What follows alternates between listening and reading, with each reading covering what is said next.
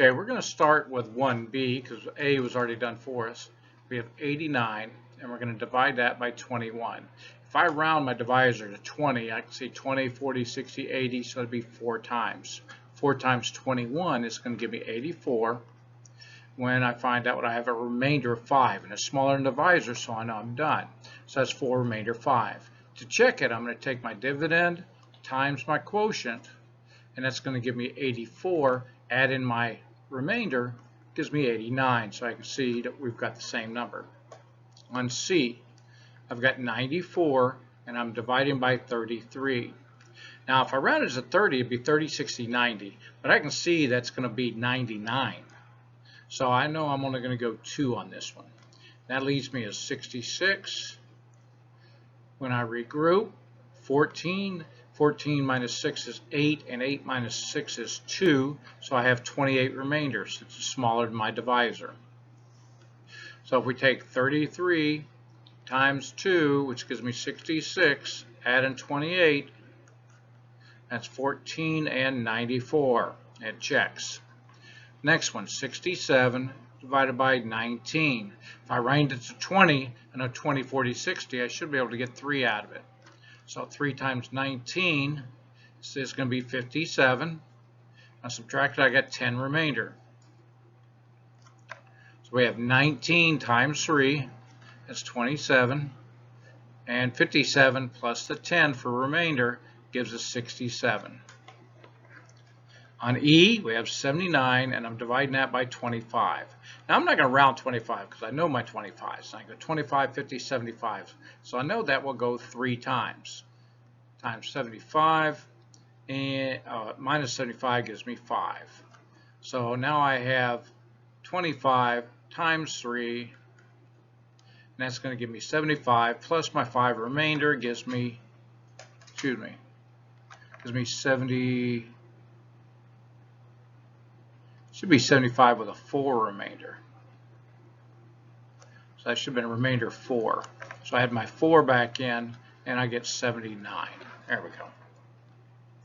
The last one here, I have 83 divided by 21. And I know if I round it to 20, 20, 40, 60, 80, so that should be 4. And that's going to give me 84. Oh, that's too much. So now I'm going to go to 3, and that's going to give me 63 with a remainder of 20. So if I take 21 times 3, it's going to give me 63. Add my 20, I get 83. This is lesson 21 now. And now we have 158, and we're dividing that by 37. Now if I round this to 40, I know I can go 40, 80, 120, 160. So I know 120, which would be 4 times, is as close as I'm going to get. So I get 37 times 4. 7 times 4 is 28. That's 12, that's 14. So that's 148 with a remainder of 10. Now if we multiply 37 by 4 again, we get 148. Add in our 10, we get 158 where we started. Second one, 261 divided by 49. And I'm going to round that to 50, and I know that 50 times 5 is 250. That gives us a remainder of 11. To check it, let's do 49 times 5. 9 times 5 is 45. Add 24. Add our 11 for our remainder, and we get 256. Oop, something's not right there. That's why the check is so important. What did I do? I did 49 times 5. 9 times 5 is 45. That'd be 24. That's 245. Oh, that's what I did over here. This should have been 245.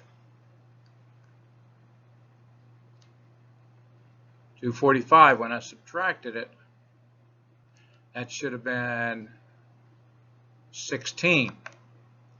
So if I add 16 back into this, is 261. See, that's why it's so important to do your check, because anybody can make a mistake going through this. So this is actually a remainder of 16 now.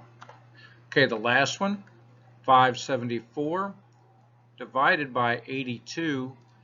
Now this is one of the ones where if I go to 80, I'm looking at the first two digits, it says 57. I know 7 times 8 is 56, so I'm going to go with 7. So I'm going to come over here now, and I've got 82 times 7. It's going to give me 14. It's 56. That'd be 57. Oh, look at that, 574 with 0 remainder.